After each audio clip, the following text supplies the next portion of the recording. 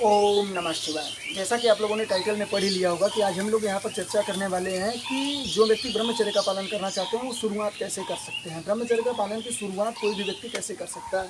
तो पहले तो हम लोगों को ये जान लेना चाहिए कि ब्रह्मचर्य होता दो प्रकार का है। सबसे बड़ी बात है कि ब्रह्मचर्य दो प्रकार का जो होता है उनमें से पहला ब्रह्मचर्य वो अखंड ब्रह्मचर्य और दूसरा जो है सांसारिक यानी कि संसार में रहकर अपने हिसाब का ब्रह्मचर्य जो हम लोग पालन करते हैं। और वो अखंड ब्रह्मचर्य वो ऋषि मुनि तपस्वी वो लोग पालन कर सकते हैं। हम लोगों के बस की बात नहीं हो सकती। कर सकते हैं, आदमी कोई भी कर सकता है, लेकिन अखंड ब्रह्मचर्य का मतलब है कि एक बार भी पूरे जीवन में वीर्यपात नहीं होना चाहिए।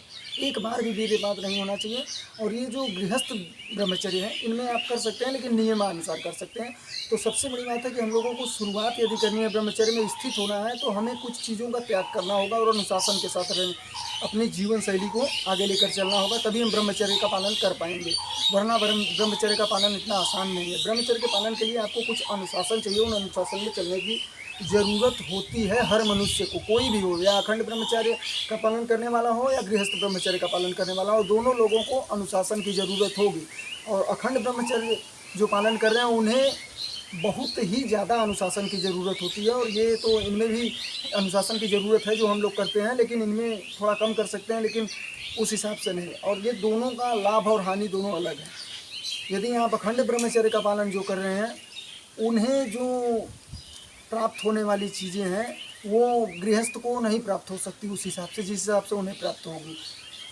उनमें सिद्धियां प्रकट होने लगेंगी, उनमें दैवी शक्तियां आनी प्रारंभ हो जाएंगी, हम लोगों में भी आनी प्रारंभ हो जाएंगी। लेकिन इसके लिए हमें कुछ समय व्यतीत करने होंगे, कुछ काल व्यतीत करने होंगे। जैसे आप देख लीजिए कि श्री रामचंद्र जी ने 14 वर्ष का ब्रह्मचर्य का पालन किया था सांसारिक रूप से, मतलब कि गृहस्थ होकर उन्होंने जो पालन किया था उस हिसाब से आप देखिए कि उन्होंने 14 वर्ष का जो पालन किया था उसके हिसाब से उनके अंदर कितनी शक्तियाँ कितनी सिद्धियाँ प्रकट हुई। उसी हिसाब से कृष्ण जी को देख सकते हैं, 12 वर्ष का उन्होंने पालन किया था और वो उस हिसाब से बने थे। तो ये लोग तो बोला जाता है कि हम लोगों में अवतार है भगवान का और पहले से ही आत्मा इन लोगों की बहुत ही उज्ज्वल कोटि की होती है।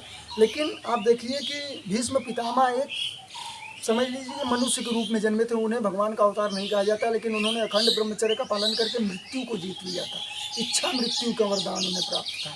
आप इस हिसाब से समझ सकते हैं। और अब इन नियमों का पालन यदि आप शुरू करना चाहते हैं ब्रह्मचर्य, तो इन नियमों का पालन आपको करने की परम आवश्यकता हो जाती है। पहला तो आपको ये है कि आपको ब्रह्म मुहूर्त में उठने का प्रयास करना होगा। बिना ब्रह्म मुहूर्त में उठे कोई भी ब्रह्मचर्य का पालन नहीं कर सकता। ब्रह्म मुहूर्त में उठने का प्रयास करिए, शुद्ध और शाकाहारी भोजन लेने का प्रयास करिए। यदि आप मांसाहारी भोजन ले रहे हैं तो ब्रह्मचर्य का पालन आप नहीं कर सकते, कोई भी हो।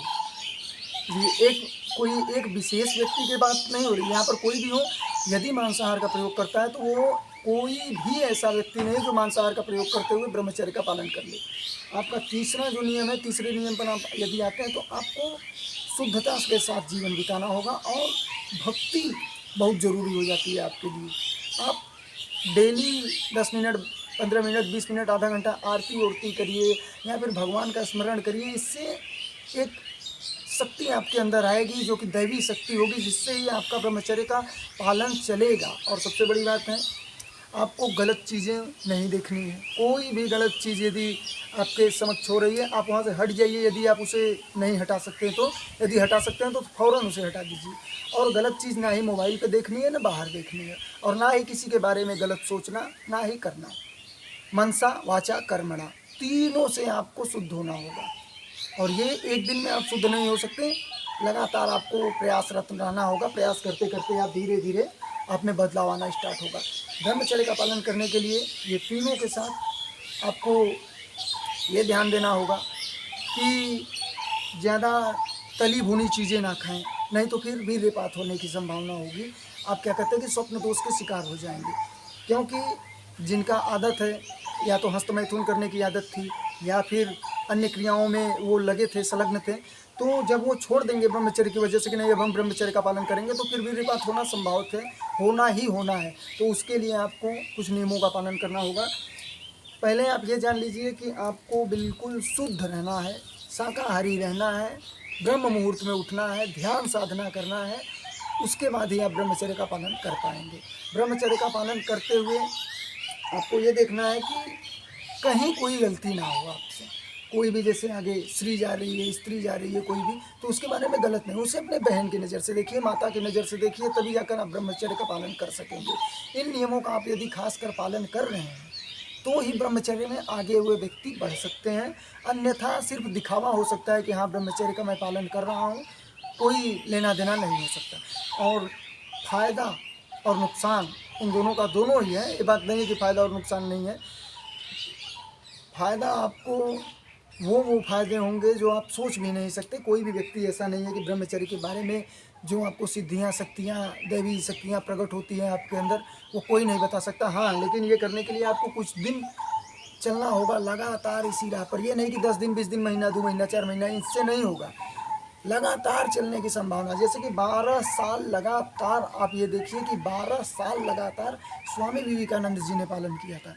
उनके पास कौन सी शक्तियाँ ऐसी विकसित हुई कि वो सिर्फ बुक को हाथ में लेना और पूरी की पूरी उनके दिमाग में आ जाना, मतलब मेमोरी ऐसी विकसित होगी आपके दिमाग की कि कहने की बात नहीं। और ओजस इतना विकसित होगा, वो भी आप देखकर, जैसे कि कोई भी अगला आदमी देखकर आपको आश्चर्यचकित हो जाएगा। लेकिन ये तो आपको 6-7 महीने, 8 महीने में ही प्रभाव बहुत ज़्यादा दिखने लगेंगे। जैसे मैंने सिर्फ और सिर्फ अभी 8 महीने पालन किया है, उसके बीच में भी मेरा क्या है कि धीरे-बात हुआ है, ये बात नहीं है कि स्वप्न दोष हो जाता है, लेकिन इसको भी कंट्रोल करने की पूरी कोशिश रहती है। और ये कब कंट्रोल होगा? जब आप ब्रह्म मुहूर्त में उठेंगे। बिना ब्रह्म मुहूर्त में उठे आपको स्वप्न दोष होता रहेगा।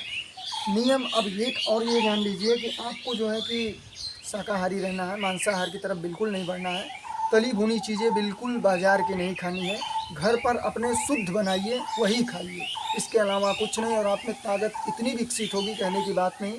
यदि ये आप जान लीजिए कि कोई भी व्यक्ति ब्रह्मचर्य का पालन करना चाहता है तो इन्हें ये पालन करना नितांत आवश्यक हो जाता है।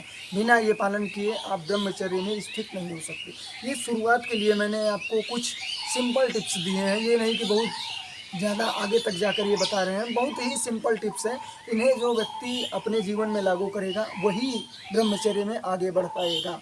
नहीं तो फिर क्या होगा कि आप मन से लग जाएंगे या किसी और तरीके से लग जाएंगे, और वो सिस्टम ये हो जाएगा कि सीधा आपका वीर्यपात होना स्टार्ट हो जाएगा। यदि आपको क्या है कि स्वप्न दोष की समस्या होनी स्टार्ट हो जाएगी यदि आपने छोड़ दिया।